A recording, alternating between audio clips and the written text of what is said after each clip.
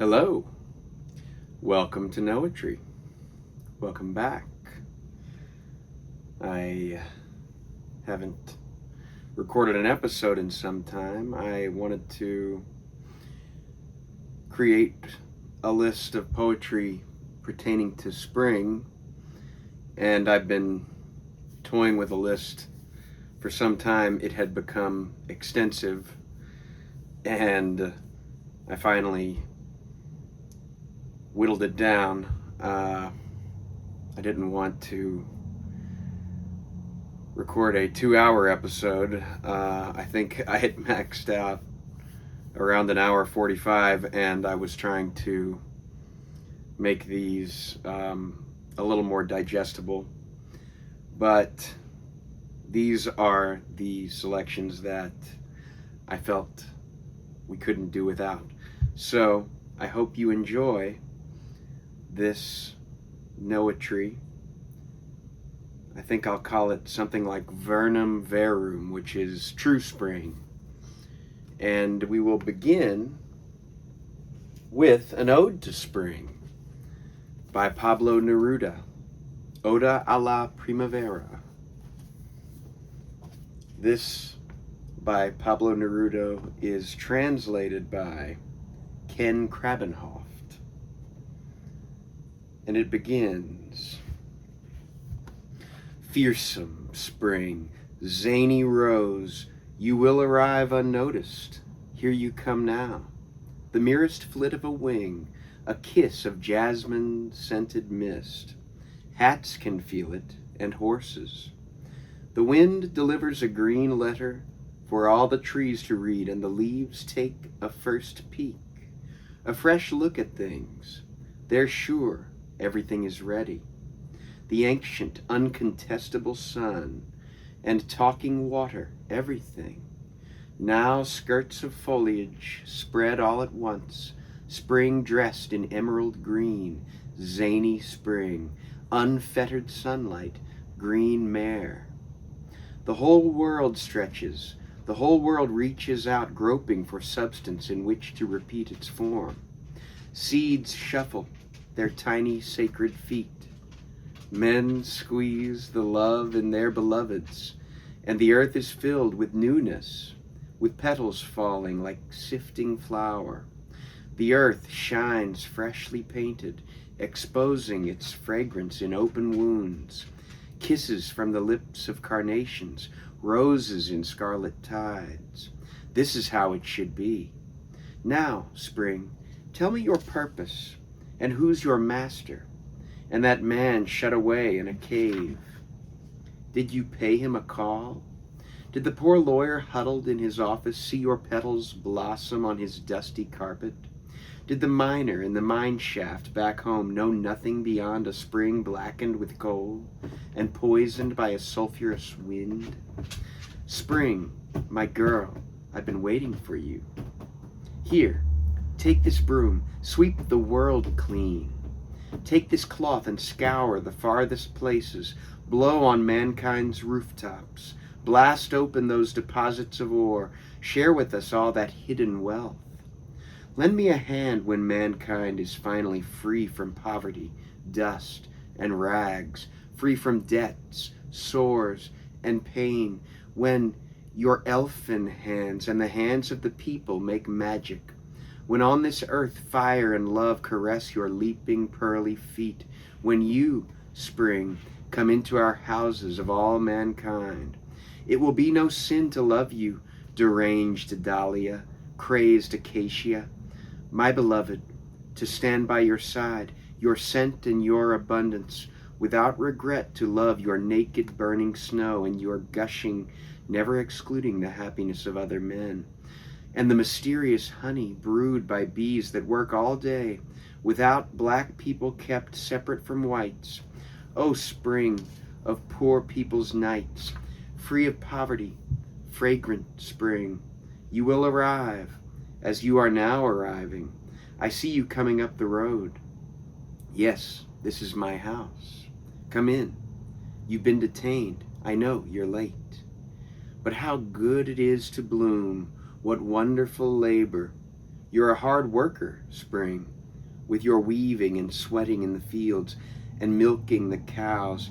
You're a bee multiplied, a machine, invisible, a cicada mill. Come into all our houses, come on in. We'll work together in the perfect flowering abundance to come.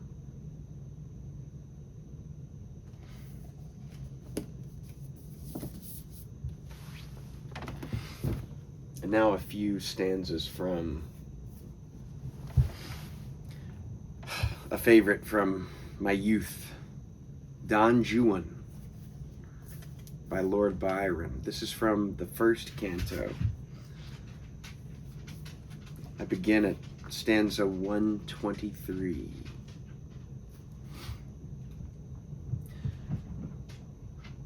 Here comes a watchdog. Donkey, you gotta go around. 'Tis sweet to hear the watchdog's honest bark bade deep-mouthed welcome as we draw near home. 'Tis sweet to know there is an eye will mark our coming and look brighter when we come. 'Tis sweet to be awakened by the lark or lulled by falling waters, sweet the hum of bees, the voice of girls, the song of birds, the lisp of children and their earliest words. 'Tis sweet to win, no matter how, one's laurels by blood or ink. 'Tis sweet to put an end to strife. 'Tis sometimes sweet to have our quarrels, particularly with a tiresome friend. Sweet is old wine in bottles, ale in barrels. Dear is the helpless creature we defend against the world, and dear the schoolboy spot we ne'er forget, though there we are forgot. But sweeter still than this, than these, than all, is first and passionate love. It stands alone, like Adam's recollection of his fall.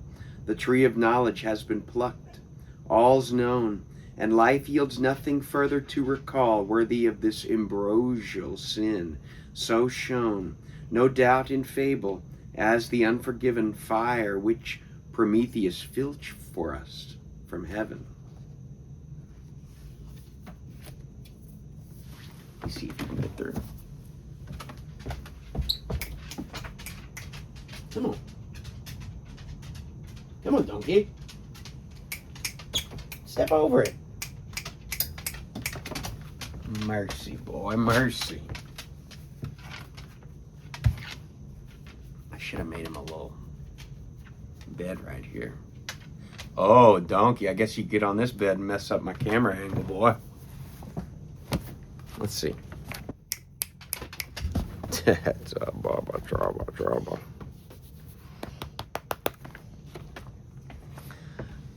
All right. Speaking of old man, Mark Strand. Donkey, do not brumble brump. This is Old Man Leaves Party. Apt indeed, eh, donkey? Old Man Leaves Party by Mark Strand.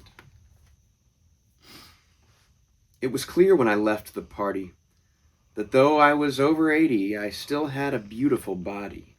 The moon shone down as it will on moments of deep introspection. The wind held its breath. And look, somebody left a mirror leaning against a tree. Making sure that I was alone, I took off my shirt. The flowers of bear grass nodded their moon-washed heads.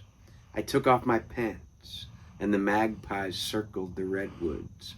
Down in the valley, the creaking river was flowing once more. How strange that I should stand in the wilds alone with my body. I know what you are thinking. I was like you once. But now, with so much before me, so many emerald trees and weed-whitened fields, mountains and lakes, how could I not be only myself, this dream of flesh, from moment to moment?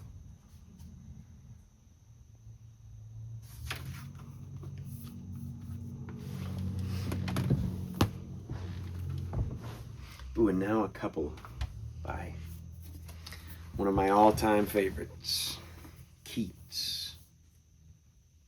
John Keats. First, a poem, a sonnet, titled The Human Seasons. 4 seasons fill the measure of the year. There are 4 seasons in the mind of man. He has his lusty spring, when fancy clear takes in all beauty with an easy span. He has his summer, when luxuriously spring's honeyed cud of youthful thought he loves to ruminate, and by such dreaming nigh his nearest unto heaven. Quiet coves his soul has in its autumn, when his wings he furleth close, contented so to look on mists in idleness, to let fair things pass by unheeded as a threshold brook. He has his winter too of pale misfeature, or else he would forego his mortal nature.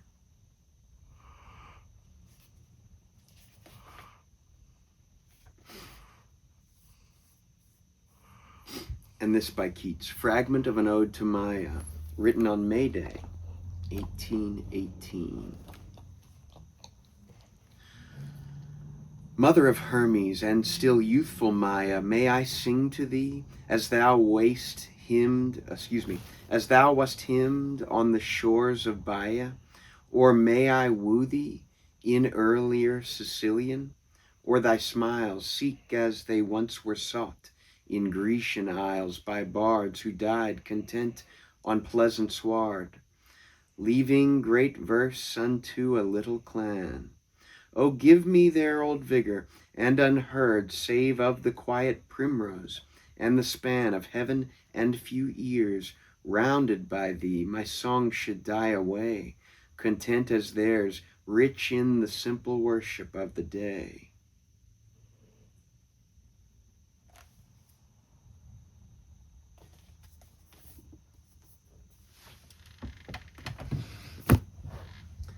Now a work by Lawrence Ferlinghetti,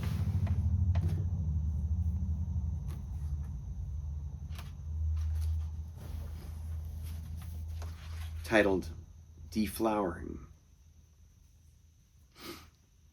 Life deflowers itself petal by petal. One by one the leaves fall away like lovers from each other. Pistils and stamens reveal themselves to each other, and the seeds fall too. And all begins again. Ah, what's to be done with these leaves, these seeds, still falling and falling? What to be done with these fronds, still falling into the dark night of dying, where still stir the still dumb birds of our desiring, even as now under the dark trees, where the crickets are suddenly, she stops laughing, puts his hands upon her breast.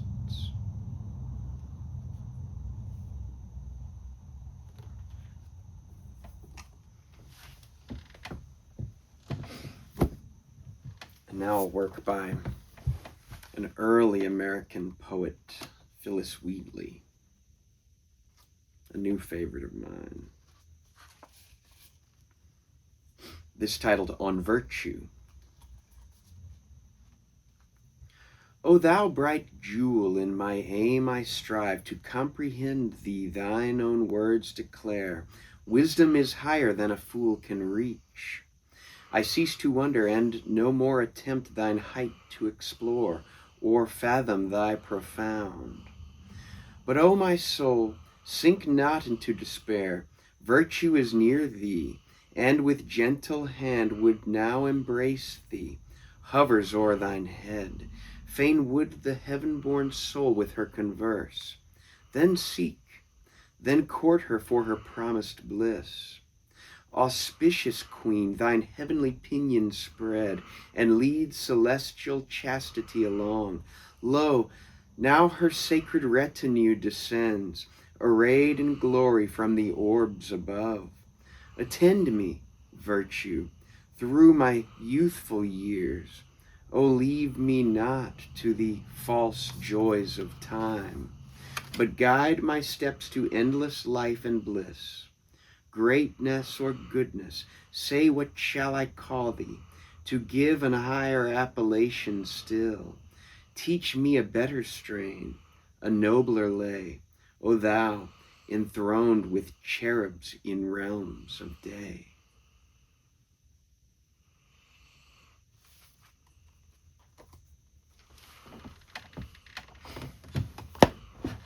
And now another great American poet, Emily Dickinson. This from her Nature Cycle, number 85, sometimes titled A Light Exists in Spring, from its first line. A light exists in spring, not present on the year at any other period, when March is scarcely here. A color stands abroad on solitary hills that science cannot overtake, but human nature feels. It waits upon the lawn. It shows the furthest tree upon the furthest slope we know. It almost speaks to me. Then, as horizons step or noons report away, without the formula of sound, it passes, and we stay. A quality of loss affecting our content, as trade had suddenly encroached upon a sacrament.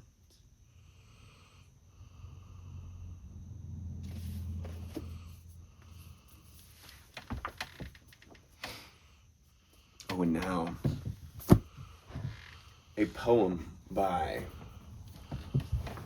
the preeminent essayist and poet, Emerson, Ralph Waldo Emerson.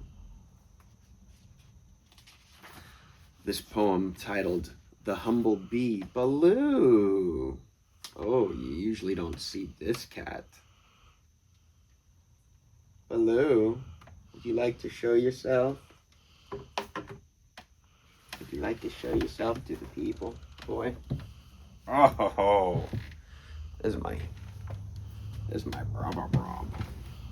Oh, he says, no, I'm not supposed to be on TV. You know I'm in the witness protection, boy. Sorry, Baloo. I mean, Balto. Yeah, that was Balto the cat.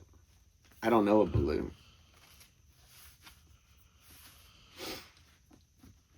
Here we have Emerson's The Humble-bee.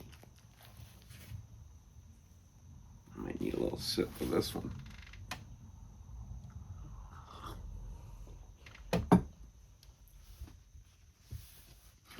Burly, dozing, humble-bee, where thou art is clime for me. Let them sail for Puerto Rique, far-off heats through seas to seek. I will follow thee alone, thou animated torrid zone, zigzag steerer, desert cheerer. Let me chase thy waving lines, let me nearer, me thy hearer, singing over shrubs and vines.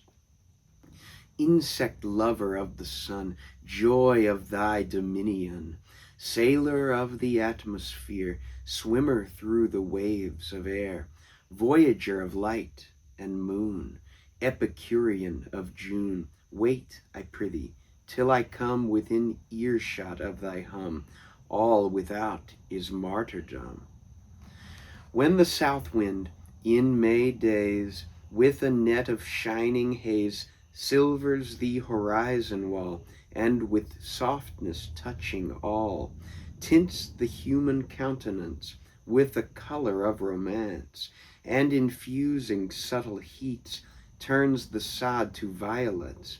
Thou, in sunny solitudes, rover of the underwoods, the green silence dost displace with thy mellow breezy bass, with thy mellow breezy bass. Hot midsummer's petted crone, sweet to me thy drowsy tone, tells of countless sunny hours, long days, and solid banks of flowers, of gulfs of sweetness without bound, in Indian wildernesses found, of Syrian peace, immortal leisure, firmest cheer and bird-like pleasure. Aught unsavory or unclean hath my insect ever seen, but violets and bilberry bells, maple sap and daffodils, grass with green flag half-mast high, succory to match the sky, columbine with horn of honey, scented fern and agrimony, clover, catchfly, adder's tongues, and briar roses dwelt among. All beside was unknown waste, all was picture as he passed. Wiser far than human seer, yellow-breeched philosopher, seeing only what is fair, sipping only what is sweet, thou dost mock at fate and care, leave the chaff and take the wheat. When the fierce northwestern blast cools sea and land so far and fast, thou already slumberest deep. Woe and want thou canst outsleep, want and woe which torture us, thy sleep makes ridiculous.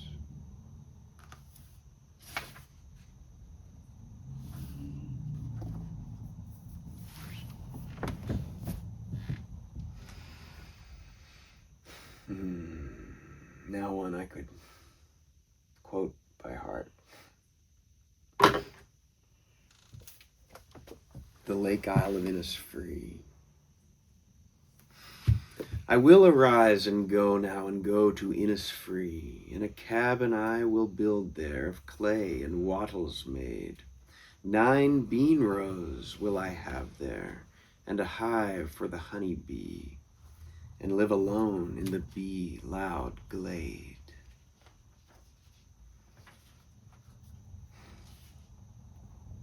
And I shall have some peace there, for peace comes dropping slow, dropping from the vales of morning to where the cricket sings. There midnight's all a glimmer, and noon a purple glow, and evening full of the linnet's wings.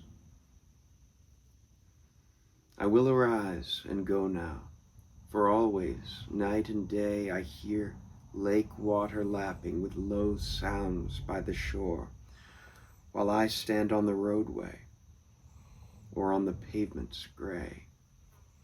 I hear it in my deep heart's core.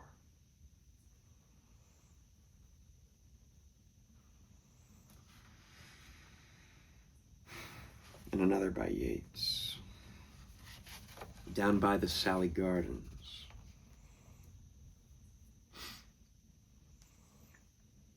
Down by the Salley Gardens my love and I did meet.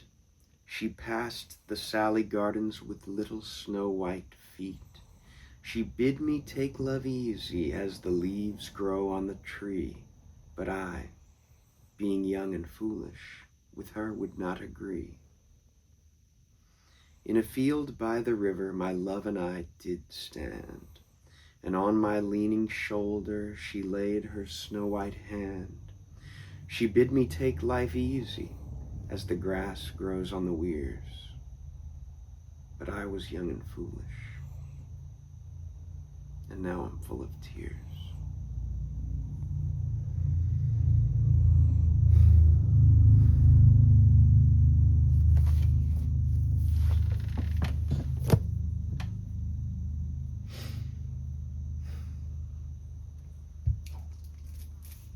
Now a work by Jonesbury.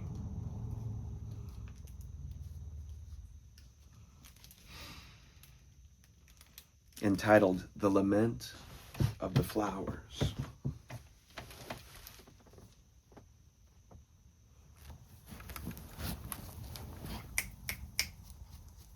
Okay.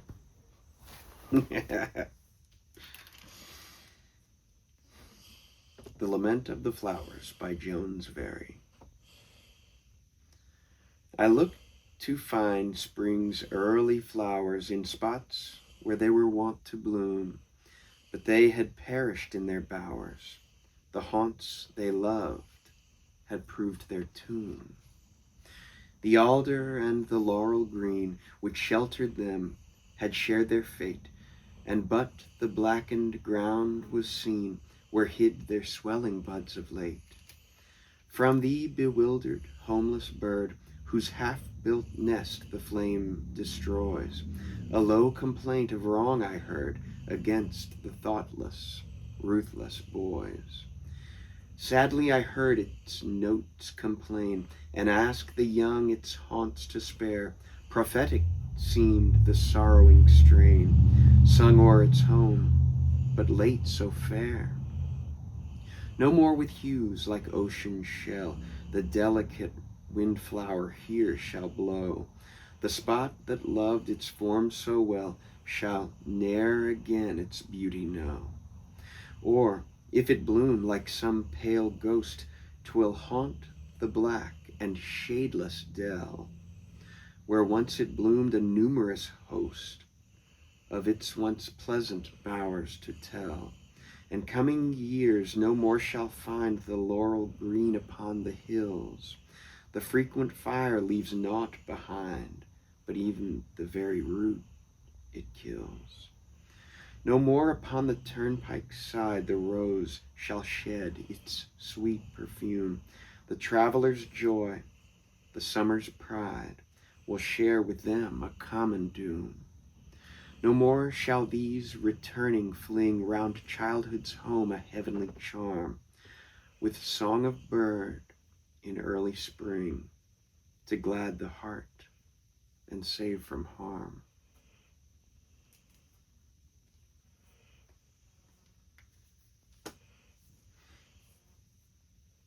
And now a work by Whitman, called I Saw in Louisiana a Live Oak Growing.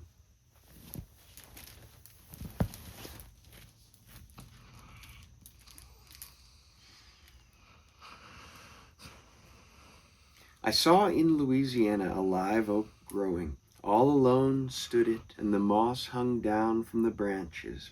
Without any companion it grew there, uttering joyous leaves of dark green, and its look, rude, unbending, lusty, made me think of myself. But I wondered how it could utter joyous leaves standing alone there without its friend near, for I knew I could not. And I broke off a twig with a certain number of leaves upon it, and twined around it a little moss, and brought it away, and I have placed it in sight in my room. It is not needed to remind me as of my own dear friends, for I believe lately I think of little else than of them. Yet it remains to me a curious token. It makes me think of manly love. For all that, and though the live oak glistens there in Louisiana, solitary in a wide, flat space, uttering joyous leaves all its life without a friend, a lover near, I know very well I could not.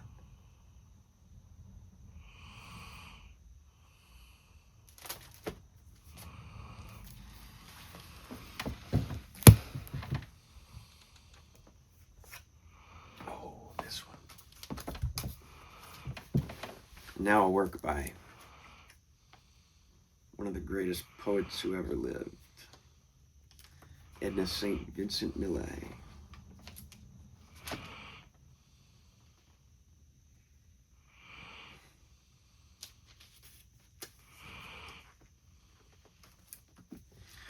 This titled Spring by Edna St. Vincent Millay. To what purpose, April, do you return again? Beauty is not enough. You can no longer quiet me with the redness of little leaves opening stickily. I know what I know. The sun is hot on my neck as I observe the spikes of the crocus. The smell of the earth is good.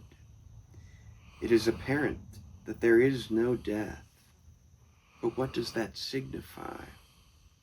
Not only underground are the brains of men eaten by maggots. Life in itself is nothing. An empty cup, a flight of uncarpeted stairs. It is not enough that yearly, down this hill, April comes like an idiot, babbling and strewing flowers.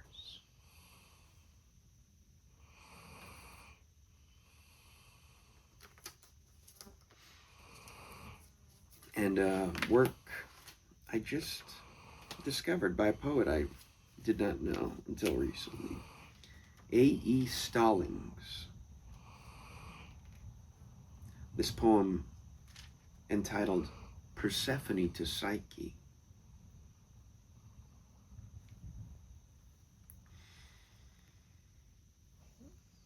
Come sit here with me at the bar, another leather for the bride. You're pregnant?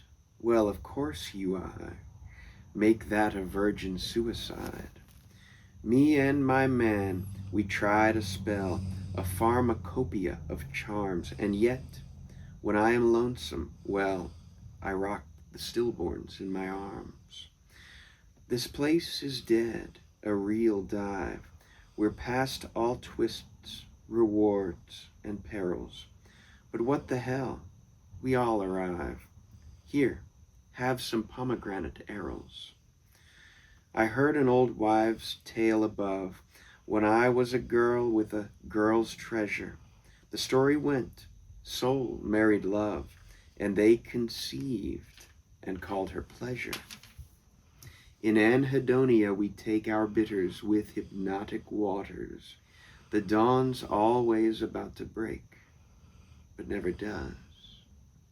We dream of daughters.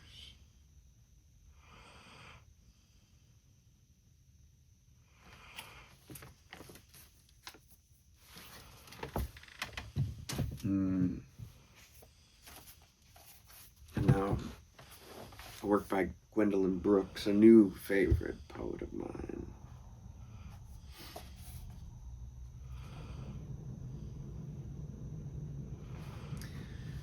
The Crazy Woman by Gwendolyn Brooks. I shall not sing a May song. A May song should be gay. I'll wait until November and sing a song of gray. I'll wait until November. That is the time for me. I'll go out in the frosty dark and sing most terribly.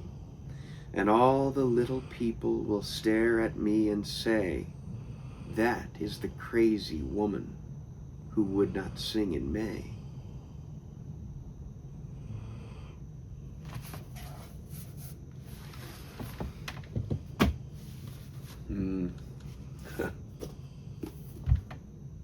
Now one of my first favorite poets, William Blake. First, his poem, To Spring.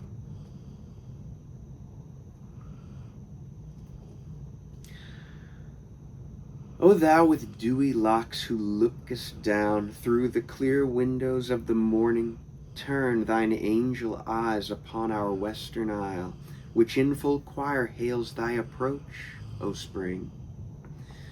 The hills tell each other, and the listening valleys hear, all our longing eyes are turned. Up to thy bright pavilions issue forth, and let thy holy feet visit our clime.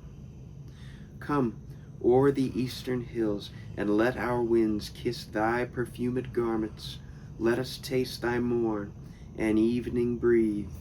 Scatter thy pearls upon our love-sick land that mourns for thee. O deck her forth with thy fair fingers, pour thy soft kisses on her bosom, and put thy golden crown upon her languished head, whose modest tresses were bound up for thee.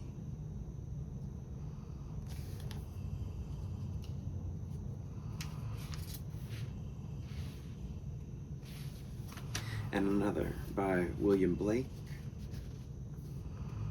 This from his Songs of Experience cycle. Ah, Sunflower.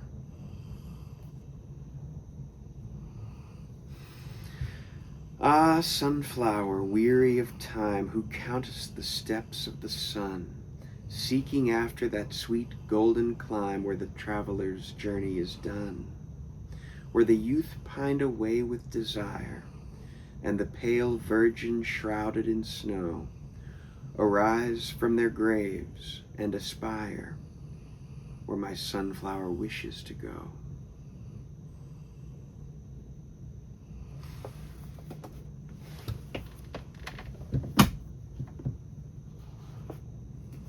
And now a number of works by the poet Hafiz, the great Sufi master. Hafiz in Arabic is a title for one who has memorized the Quran in its totality.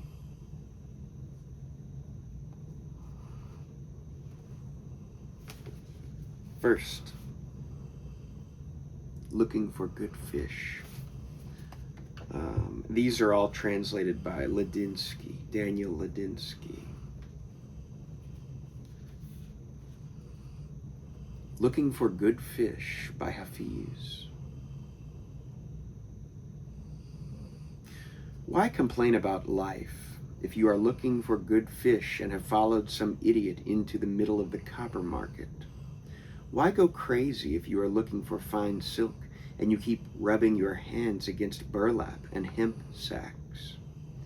If your heart really needs to touch a face that is filled with abundance, then why didn't you come to this old man sooner?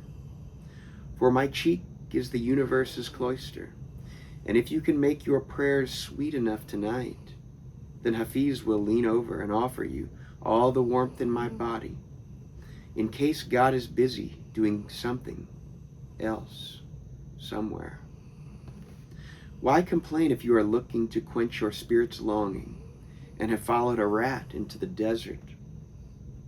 If your soul really needs to touch a face that is always filled with compassion and tenderness, then why? Why, my dear friend, did you not come to your friend Hafiz sooner?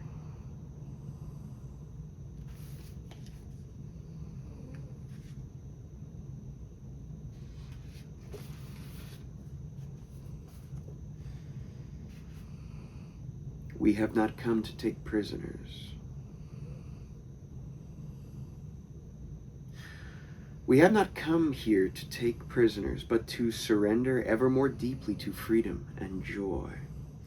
We have not come into this exquisite world to hold ourselves hostage from love. Run, my dear, from anything that may not strengthen your precious budding wings. Run like hell, my dear, from anyone likely to put a sharp knife into the sacred, tender vision of your beautiful heart. We have a duty to befriend those aspects of obedience that stand outside of our house and shout to our reason, oh please, come out and play. For we have not come here to take prisoners, or to confine our wondrous spirits, but to experience ever and ever more deeply our divine courage, freedom, and light.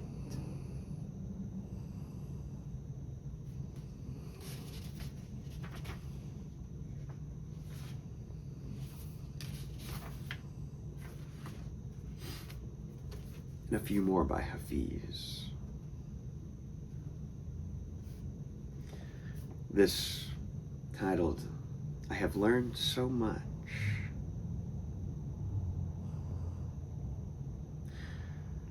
I have learned so much from God that I can no longer call myself a Christian, a Hindu, a Muslim, a Buddhist, a Jew. The truth has shared so much of itself with me that I can no longer call myself a man, a woman, an angel, or even pure soul. Love has befriended Hafiz so completely, it has turned to ash and freed me of every concept and image my mind has ever known.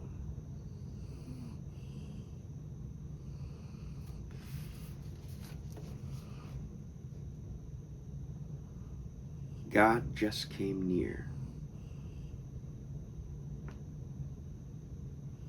No one in need of love can sit with my verse for an hour and then walk away without carrying golden tools and feeling that God just came near.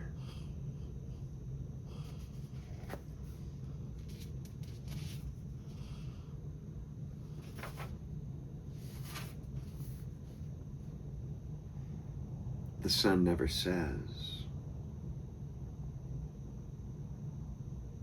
Even after all this time, the sun never says to earth, "You owe me." Look what happens with a love like that. It lights the whole sky.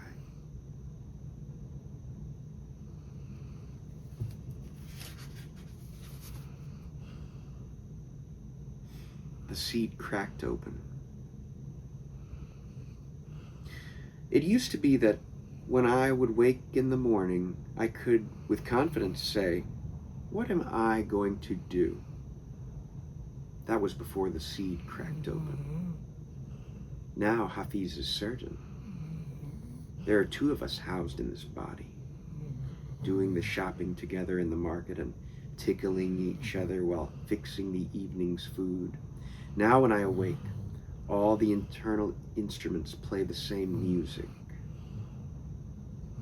God, what love mischief can we do for the world today?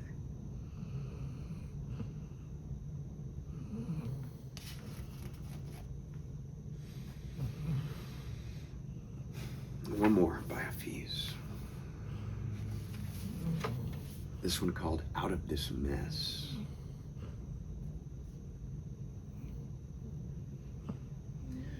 Pray to be humble so that God does not have to appear to be stingy. Oh, pray to be honest, strong, kind, and pure, so that the beloved is never miscast as a cruel, great miser. I know you have 100 complex cases against God in court, but never mind, wayfarer. Let's just get out of this mess and pray to be loving and humble so that the friend will be forced to reveal himself so near.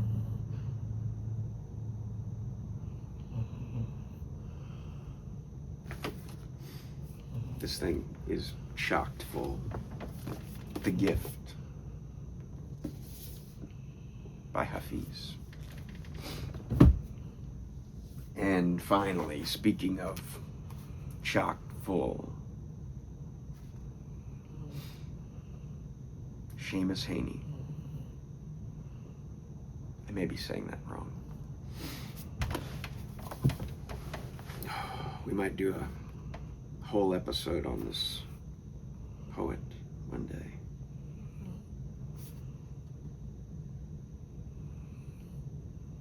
Maybe I'll just read this whole book one day. To you. Thank you. Thank you so much for sitting with me. I will close with Seamus Heaney's A Herbal.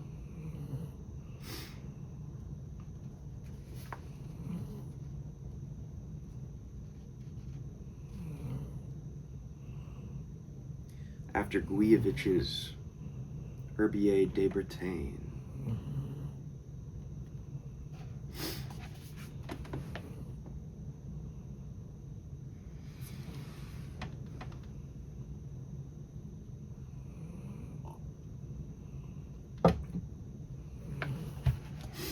A A Herbal by Seamus Heaney.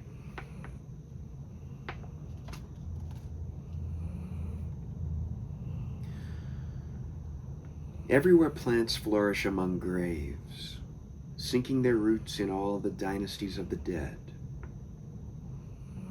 Was graveyard grass in our place any different?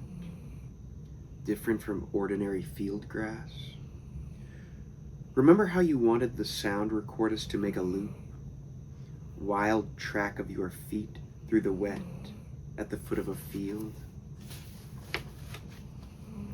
Yet for all their lush, compliant dialect, no way have plants here arrived at a settlement.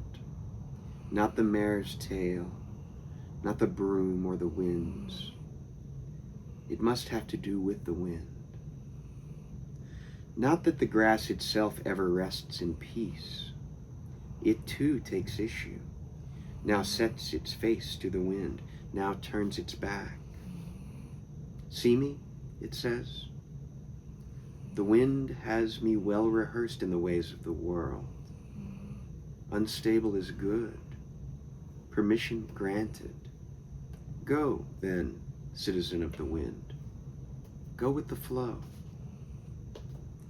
The bracken is less boastful. It closes and curls back on its secrets, the best kept upon earth.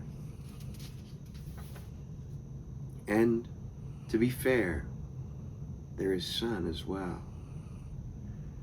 Nowhere else is there sun like here, morning sunshine all day long, which is why the plants, even the bracken, are sometimes tempted into trust. On sunlit tarmac, on memories of the hearse at walking pace between overgrown verges, the dead here are borne towards the future. When the funeral bell tolls, the grass is all a-tremble, but only then, not every time any old bell rings. Broom is like the disregarded and company for them. Shows them they have to keep going, that the whole thing's worth the effort. And sometimes, like those same characters, when the weather's very good, Broom sings.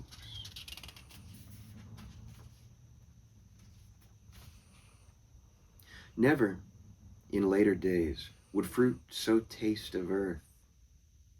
There was slate in the blackberries, a slaty sap. Run your hand into the ditch back growth, and you'd grope roots, thick and thin. But roots of what? Once, one that we saw gave itself away. The tail of a rat we killed. We had enemies, though why we never knew. Among them, nettles, malignant things, letting on to be asleep. Enemies. Part of a world nobody seemed able to explain, but that had to be put up with. There would always be dock leaves to cure the vicious stings. There were leaves on the trees and growth on the head rigs you could confess everything to, even your fears of the night, of people even. What was better then than to crush a leaf or a herb between your palms, then wave it slowly, soothingly, past your mouth and nose, and breathe? If you know a bit about the universe, it's because you've taken it in like that, looked as hard as you look into yourself, into the rat hole, through the vetch and dock that mantled it, because you've laid your cheek against the rush clump and known soft stone to break on the quarry floor. Between heather and marigold, between sphagnum and buttercup, between dandelion and broom, between forget-me-not and honeysuckle,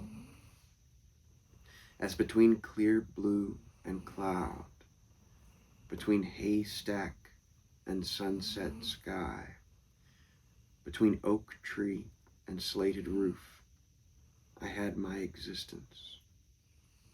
I was there, me in place and the place in me. Where can it be found again?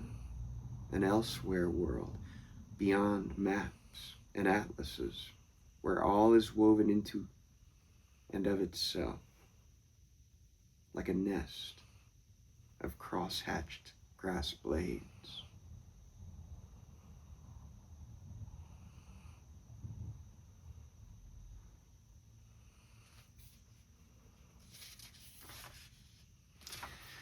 I'm going to read one more. I didn't write this one down, but Canopy. It was the month of May. Trees in Harvard Yard were turning a young green. There was whispering everywhere. David Ward had installed voice boxes in the branches, speakers wrapped in sacking, looking like old wasps' nests, or bat fruit in the gloaming, shadow Adam's apples that made sibilant ebb and flow, speech gutterings, desultory hush and backwash and echo. It was like a recording of antiphonal responses in the congregation of leaves, or a wood that talked in its sleep, reeds on a riverbank going over and over their secret. People were cocking their ears, gathering, quietening, stepping on to the grass, stopping and holding hands. Earth was replaying its tapes, words being given new airs. Dante's whispering wood, the wood of the suicides, had been magicked to Lover's Lane. If a twig had been broken off there, it would have curled itself like a finger around the fingers that broke it and then refused to let go, as if it were mistletoe taking tightening hold. Or so I thought as the fairy lights in the boughs came on.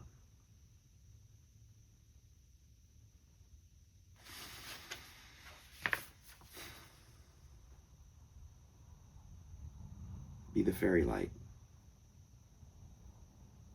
Thank you all. Have a great rest of spring, rest of the year, and the rest.